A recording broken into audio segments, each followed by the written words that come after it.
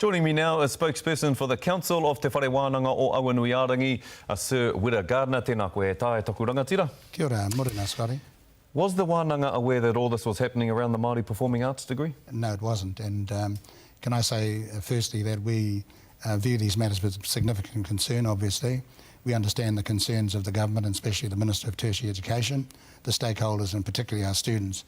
And the Council accepts full accountability for it, which is why when we realised this was happening, we moved as expeditiously as possible to deal with it. How did you not know it was happening? Because sources have told us that this has been going on for years. Well, I think we need to go back to the start of this. In December, there were a couple of complaints which came to us, and then in March there were formal complaints to the TEC and NZQA, who then launched formal investigations, and in parallel with that we launched our own investigations using Deloitte. So a number of investigations began in March to look at what happened, what was the basis of the complaints and whether there was merit in them.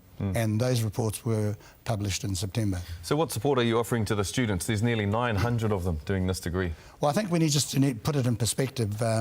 As a consequence of our investigation, along with TEC and NZQA, we took back 217 certificates, but 3,000 students have been involved in the overall program. For the 217 that did not complete the requirements of the course, we've offered them additional support to do it again and to make sure that the credibility that goes with these kinds of certificates sits behind it.